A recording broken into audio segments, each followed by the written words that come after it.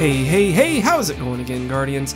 LVnative here with another Destiny video for you. Well, it is Tuesday, June 13th, time for another Destiny weekly reset. But before we get into that, let's go ahead and take a real quick look at the feature comment of the day. And today's comment comes to us from Tuba Boy, and he says, I should be feature comment of the day because I just finished freshman year with all A's, and thanks for giving me happiness. Well, you are very, very welcome, man, and congratulations on the all A's. And remember, guys, if you'd like to be the feature comment of the day, all you gotta do, smack that like button, drop a comment in the section below, and I just might pick yours to be the very next featured comment of the day. So starting things off with this weekly reset, we have got the weekly featured raid with the Vosic and Axis challenge. Of course, that means we're doing Wrath of the Machine. So get in there with your fire team and knock that out and get those sweet, sweet rewards. The Challenge of Elders has modifiers of Berserk, Catapult, and Precision Kill bonus. Gonna get legendary engrams and 10 legendary marks for your first 3 runs. The weekly Nightfall Strike is going to be the Undying Mind with modifiers of Epic, Specialist, Juggler, Grounded, and Chaff. The Siva Crisis Heroic Strike playlist has modifiers of Heroic, Arc Burn, Brawler, and Ironclad. Make sure you do this once to get a Treasure of Ages as well as 10 legendary marks, again, for your first 3 runs. The weekly story playlist this time has modifiers of Heroic, Small Arms, and Exposure. Do this one as well to get a Treasure of Ages and legendary marks, 20 of them, a total of 5 times for a very quick, easy 100 marks, and this time around, it is going to be on the Mars and Venus playlists. And the weekly PvP is going to be Zone Control, so make sure you do at least one of these as well to get a Treasure of Ages and a few more legendary marks. Besides that, the other Crucible modes this week, we are looking at Clash, Rift, Elimination, Skirmish, as well as Rumble Supremacy.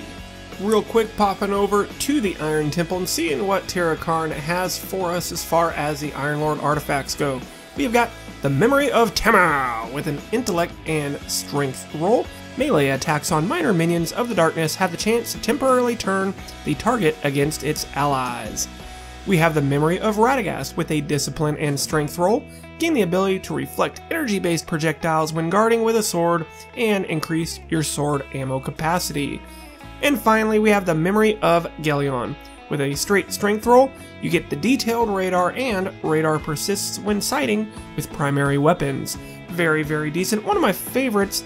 I'm not a big fan of the entire strength roll with it, but the artifact itself, easily one of my favorite ones in the game. So if you still need it, you might want to go ahead and pick it up this week. So over in the tower, guys, make sure you go and speak to Lord Shaxx. Pick up his bounties this time around. We are looking at Back to Basics, which is going to be in the Clash match type, as well as a game of Rift, obviously, in the Rift play types. And make sure, guys, that you do these each week, as you get Nightfall tier rewards for each one of them, and they're very much worth your time, alright? And by now, you guys should know, see Commander Savala over here and get his Sunrise bounty, if you're still trying to get your hands on that Icebreaker. If not, hey, he still gives really good amounts of experience and Vanguard rep for each and every one of these. So if you need anything like that, make sure you go speak to him. One last bounty you definitely probably want to pick up is going to be the Crucible Quartermaster. He has got the hand cannon. So I'm picking this up on all 3 characters. As remember, you can get God rolled IS Lunas and other things like that. I would love a God roll IS Luna. Right now I'm going to have to sit with my Palindrome, but the IS Luna has always been one that's avoided me, so we'll see. Hopefully I can get them done with these. Alright, so with that, let's move right into the weekly reset on the vendor rolls, starting of course right here with the Crucible Quartermaster. We don't have anything really great to talk about with here, except let's take a look at this B29 Party Favor. So we are looking pretty good with the Reflex, Sure Shot, and OEG.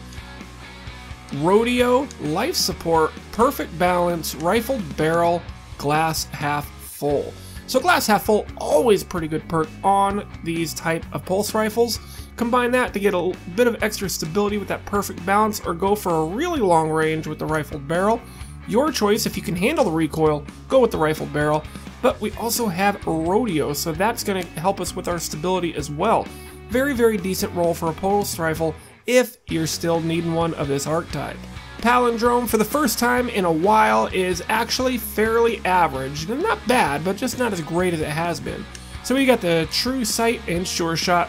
Quick Draw, very, very good scopes here. Relentless Tracker, Partial Refund, Reinforced Barrel, always great to have, High Caliber Rounds, and Third Eye. So, while not outrageously overpowered, this is still a pretty darn decent roll. So, if for whatever reason you're trying to get a good, decent hand cannon, Palindrome's always got you covered. Heading on over to the Vanguard Quartermaster, we have a couple weapons that we want to take a little bit closer look at. So, the Parthian Shot Pulse Rifle, he's had some decent rolls in the last few weeks. This one, pretty darn good as well. So we got the Reflex, Sure Shot IS, and OEG Rifle Scope. Go with the Reflex for that improved aim assist, alright? Outlaw, Life Support, Small Bore, Feathered Mag, and Counterbalance. So go with the Counterbalance, give yourself a little extra stability here with Small Bore, and faster reloads with Outlaw. This is a really decent pulse rifle, guys. If it's interested you, go ahead and pick it up. Now, the Angel's Advocate definitely, needs a little bit of special attention this week, as it's a pretty darn decent scout rifle. So yeah, we got the Red Dot ORA, Rangeland RLR5, but of course, go with the Reflex. The slightly improved optics, but improved aim assist. Zen Moment, and who's next? Definitely go with Zen Moment, getting damage to get that increased to stability. Give it some more stability with perfect balance, and make these hitboxes a lot easier with the hidden hand. This is actually a really decently rolled scout rifle for either PvE or PvP. And we're going to take a look also at the Bone Crusher Heavy Machine Gun. Now, in case you guys haven't heard, heavy machine guns are going bye-bye in Destiny 2, so you might want to say your farewells to them. This wouldn't be a bad way to do it. I love the rate of fire and impact of this style of machine gun. Easily one of my favorites to use whenever I'm running in PvP or PvE. So let's look at what perks we have. CQB Ballistics, Linear Compensator, Field Choke, Eye of the Storm, and Spray and Play. Both are okay. Go with that Spray and Play to get that really quick reload. Hand-laid stock to really give a boost to the stability of this weapon. You can go with Rifled Barrel as well, but for me, I'm going to go hand-laid stock and Counterbalance. This is going to be a very, very easy weapon to keep the recoil under control, and if you need a good heavy machine gun, this one fits the bill just nicely. Popping on over to Future War Cult, make sure you go and take a look at this if you need a good PvE scout rifle, because the Wounded is not bad at all, guys. Take a look at this. So we got the Red Dot ORA2 scopes, Ranged Lens, and OEG. Here's where it starts to get good. Extended Mag, Triple Tap, and Hidden Hand. Very, very good trio of perks. This is, of course, primarily suited for a PvE type of a weapon. So, what do you guys think? This is a really, really sweet one. I would like a little bit more stability, but other than that, this thing is really nice. Also, the Waltz Pulse Rifle here, I don't want to overlook this, as this one looks pretty good as well. Red Dot ORA, Steady Hand IS, and OEG for the scopes. High caliber rounds are lightweight, go with the high cal, small bore or outlaw, and counterbalance. So, counterbalance, I'd probably go with small bore, but outlaw is a very, very strong contender as well. And the high caliber rounds for that additional stagger. Very, very nice weapon for you.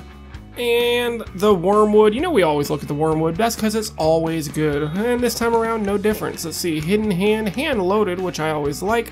Armor Piercing, well, at least it doesn't have high caliber as well, so pretty decent roll. We've had better, but as always, if you don't have a good sidearm, the Wormwood, almost any possible combination of perks it can roll with, is going to be a pretty decent weapon. So, still, if you need one, pick one up. Next up, Dead Orbit does not have, God roll of anything this week. I'm always looking out for that last ditch to see if it is one. Sadly, not this week. Smart Drift, CQB, Soft Ballistics, Extended Mag or Lightweight, Perfect Balance, Surrounded, and Full Auto. So full auto with the Extended Mag. This one's actually not bad if you want a good Void Shotgun for PvE. This one might fit the bill for you. So go ahead and check it out if you need a good PvE shotgun, but not PvP. I would not use this. I'm sure you guys probably already have a better one than this to use. One quick stop before we leave, gonna look at the Keystone Scout Rifle here. This one is pretty good, guys. We got Red Dot ORA, ranged lens and OEG, extended mag, quick draw, perfect balance, third eye, and hidden hand. So yeah, we probably don't need the third eye, but go with the hidden hand, perfect balance, and extended mag.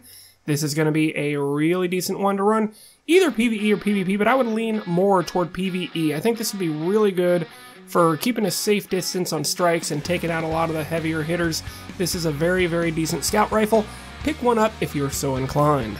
And new monarchy, new monarchy. God, when are you going to get some really decent rolls for us?